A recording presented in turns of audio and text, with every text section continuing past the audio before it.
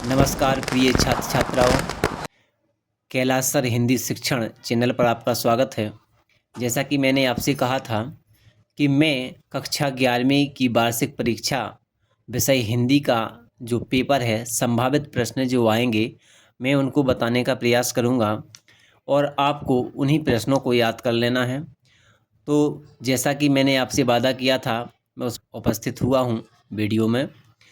तो सभी छात्र ध्यान दें कि मैंने जो वीडियो पिछली बनाए हुए हैं उनको बड़े ध्यानपूर्वक देख लें और जो प्रश्न उत्तर मैं बताने जा रहा हूँ, उनके लिए अच्छी तरह से याद कर लें, क्योंकि यदि आपने इन प्रश्नों को अच्छे तरीके से देख लिया, याद कर लिया और पढ़ लिया तो आपके 80 में से 70% नंबर आने के पूरे चांसेस हैं। और यदि जिसने सभी प्रश्न हल कर लिए तो उन बच्चों के लिए 80 में से 80 मार्क्स मिलने की संभावना है।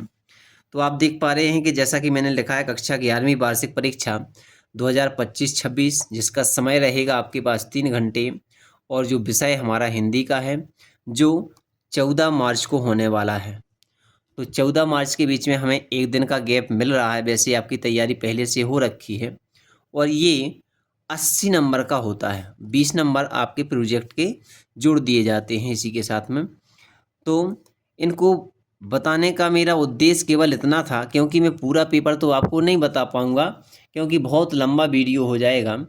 तो मैं जो इम्पोर्टेंट क्वेश्चन हैं उनको बताने का प्रयास करूँगा, इसलिए आप बिल्कुल ध्यानपूर्वक देख लें।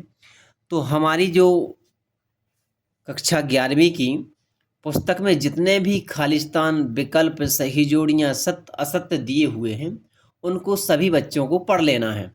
सबसे प्रथम बात तो ये रहेगी कि जितने भी खालिस्तान विकल्प आपके दिए हुए हैं उनको आपको अच्छी तरह से पढ़ लेना है।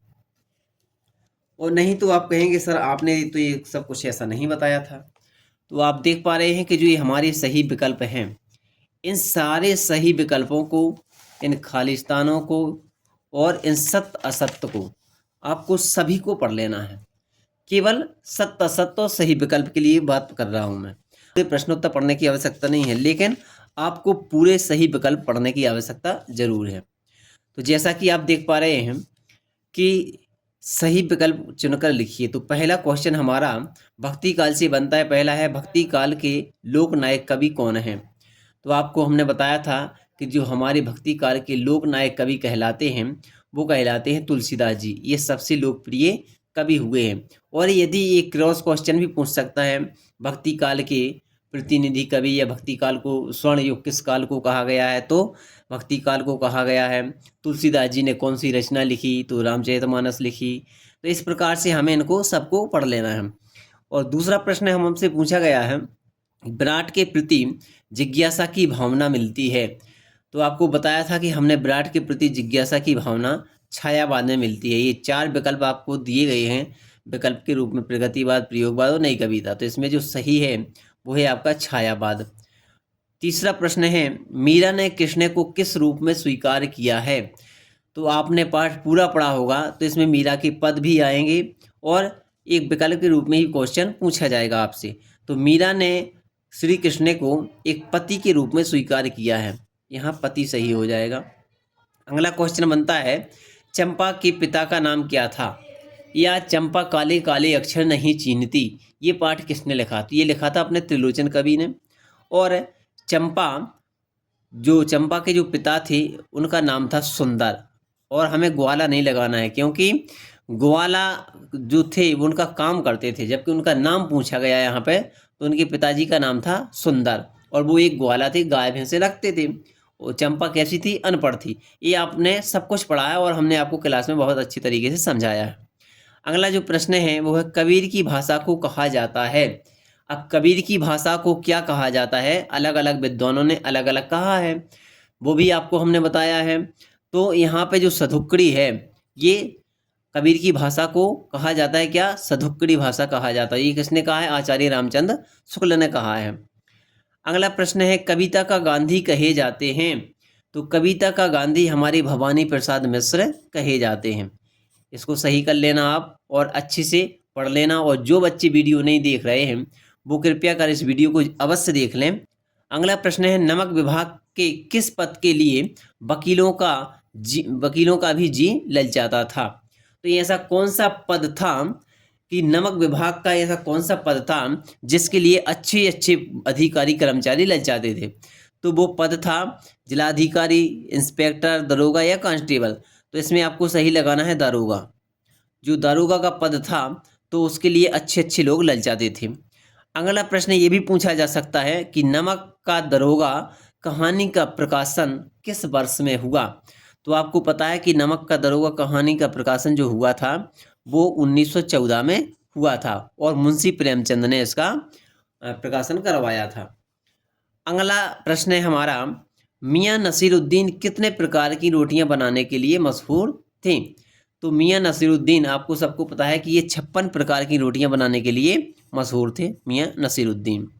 अगला प्रश्न है, पथेर पांचाली फिल्म में अप्पू की भूमिका किसने निभाई थी? ये भी हमने कई बार आपसे क्लास में पूछा है और क्योंकि जो आपकी परीक्षा में आएंगे वो पाठ के अंदर से क्वेश्चन बनेंगे और यदि आप लोगों ने पाठ अच्छे से पढ़ा है तभी आपसे क्वेश्चन बन पाएंगे। तो उसका सही आंसर है कि पथेर पांचाली फिल्म में अप्पू की भूमिका जो निभाई थी वो निभाई थी सुबीर बनर्जी ने। जो ये 6 वर्ष का बालक था वो था सुबीर बनर्जी।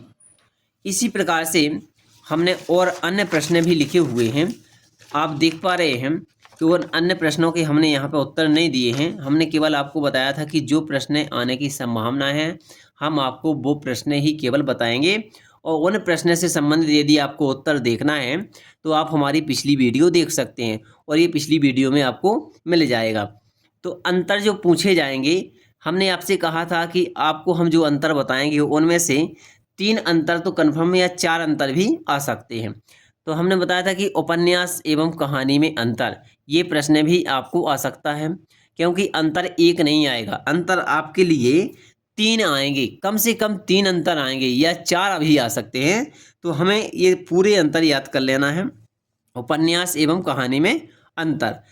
और दूसरा है आत्मकथा एवं जीवनी में अंतर। तीसरा हमारा है नाटक और एकांकी में अंतर, मुहावरे एवं लोकोक्ति में अंतर। और 5वां है राजभाषा और राष्ट्रभाषा में अंतर। और ये हमारे बितान का जो क्वेश्चन है ये भी आ सकता है कि चितपट संगीत और शास्त्रीय संगीत में अंतर। इन 6 अंतरों में से आपके 4 अंतर आने की संभावना है और ये 4 अंतर आपको आ जाएंगे। बहुत ही सरल भाषा में हमने आपको अंतर बताए हुए हैं। एक और आ सकता है खंड काव्य एवं महाकाव्य में अंतर, जबकि हमने ये भी आपको तरीका बताया है कि हमें अंतर केवल एक ही याद करना, मतलब 2 अंतर पूछे जाते हैं तो लगभग एक जैसे अंतर सभी के हैं। यदि हमें केवल क्या करना है, इसका नाम चेंज कर देना है। जैसे यहाँ पूछा गया कि महाकाव्य और खंड काव्य में क्या अंतर है, तो महाकाव्य बड़ा होता है और खंड काव्य छोटा होता है। उसी प्रकार से इसका भी हो जाएगा, उपन्यास बड़ा होता है, कहानी छोटी होती है। उपन्यास में पात्रों की संख्या अधिक होती है, कहानी में पात्रों की संख्या कम होती है। इसी प्रकार से हमने आपको पूरे अंतर बताए हुए हैं। तो ये बहुत ही सरल हैं, केवल यदि आप एक बार ही वीडियो देख लें तो ये पूरे अंतर आपको याद हो जाएंगे। इसके बाद में जो शब्द पूछे जाते हैं तो वो 4 प्रकार के शब्द पूछे जाते हैं। इन 4 प्रकार के शब्दों में से आपके 3 प्रकार के शब्द अनिवार्य रूप से पूछे जाएंगे। आप पिछले पेपर उठा के भी देख सकते हैं। ये 3 प्रकार के शब्द आपसे पूछे जाएंगे। निपात शब्द, उनके उदाहरण, अब ये भी नहीं कह सकते, खालिस्तान के रूप में भी पूछे जा सकते हैं, सत्य असत्य के रूप में भी पूछे जा सकते हैं और विकल्प के रूप में भी पूछे जा सकते हैं।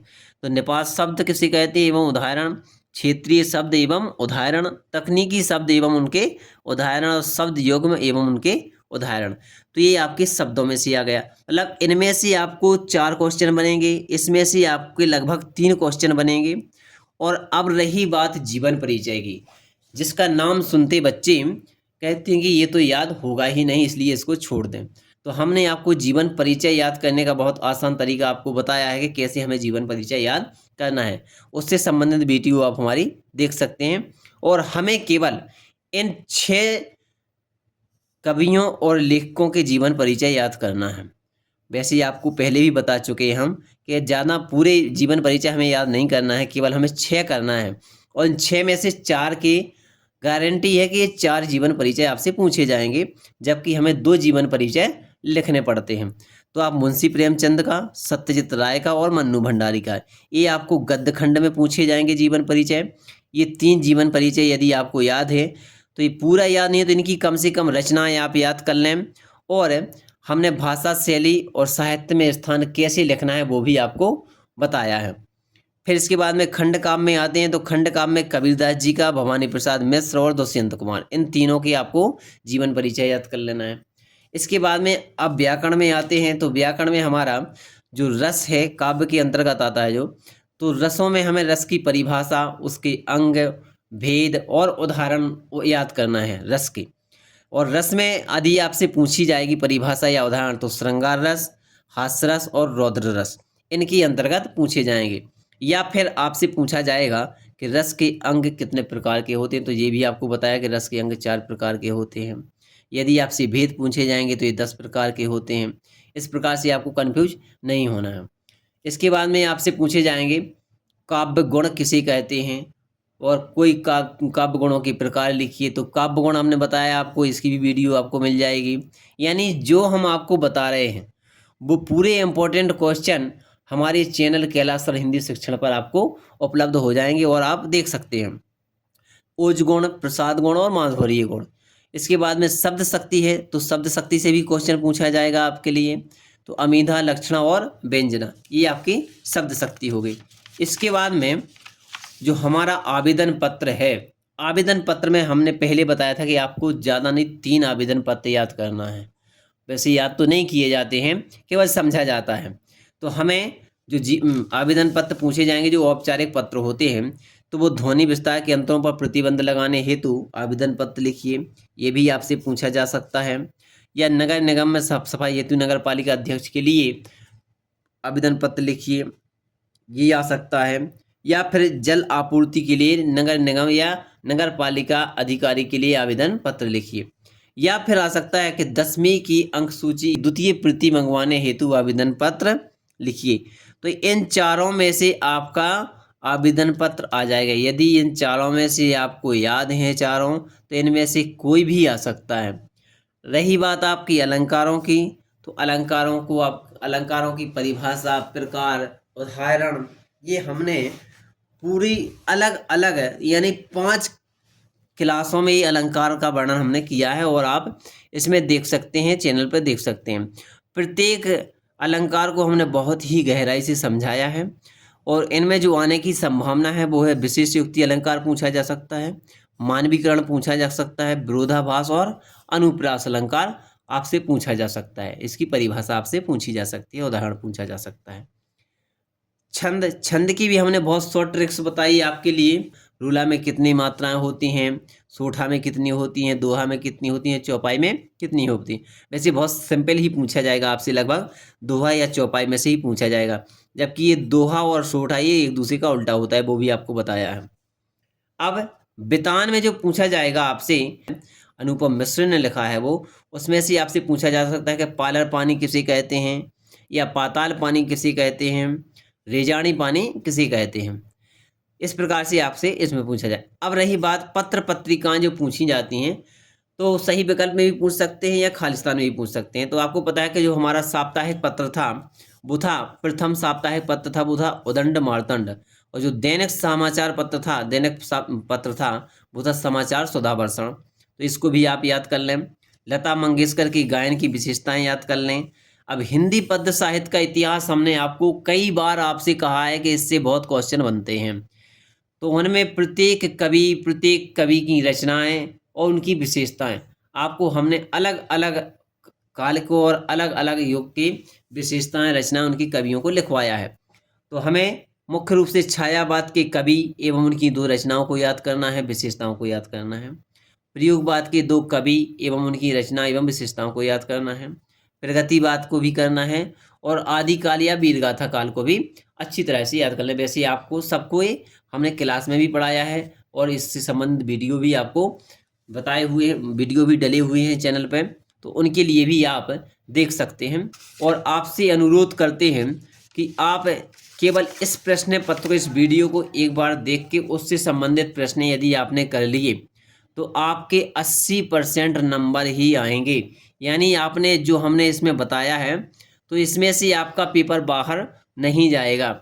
चूँकि एग्ज़िट नहीं बता सकते, क्योंकि ये हमारे मतलब ऐसा नहीं है कि बिल्कुल हम वहीं से आए हों या पेपर हमने ही बनाया हो। इसमें से कुछ क्वेश्चन आ भी सकते हैं, कुछ नहीं भी आ सकते हैं। लेकिन ये गारंटी है कि जैसे हमने इसमें बताया 6 क्वेश्चन बताए, तो 6 में से 4 या 3 क्वेश्चन तो आपको आएँगे ही।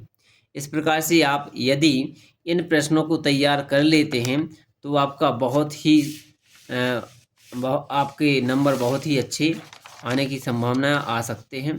और इस प्रकार से आप इन विकल्पों को भी, जो हमने मुख्य रूप से 10 विकल्प लिखे हुए हैं इसमें, तो इनमें से भी आपको विकल्प के रूप में पूछे जा सकते हैं। वैसे आपसे हमने बोला भी है कि आपको विकल्प सही जोड़ियाँ और खालिस्तान पूरे याद करना है, पूरे एक बार आपको देख लेना है। इसके बाद में जो आपके गद्य पद्य रहते हैं, तो गद्य पद्य में जो कबीरदास जी का पद है, एक ही पद है उसमें, तो हमें कबीरदास जी का जो एक पद है उसको याद कर लेना है, उसके संदर्भ प्रसंग व्याख्या को याद कर लेना है, काव्य सौंदर्य को याद कर लेना है, और मीराबाई का जो पाठ है, तो मीराबाई के जो पद हैं उसको भी याद कर लेना है। इन दोनों पदों में से एक पद अवश्य आ सकता है, यानी कबीरदास जी के और मीराबाई के दोनों पदों में से एक पद आपको आवश्यक रूप से पूछा जाएगा, तो हमें उसको भी याद कर लेना है। आपको हमने लिखवाया है, नोट्स आपके पास हैं, वीडियो आपके पास है, आप याद कर सकते हैं और अपनी हिंदी की तैयारी कर सकते हैं और हिंदी में 100% नंबर पा सकते हैं। और समय बहुत ज़्यादा हो रहा है, इसलिए मैं वीडियो को यहीं पर समाप्त करता हूँ। धन्यवाद।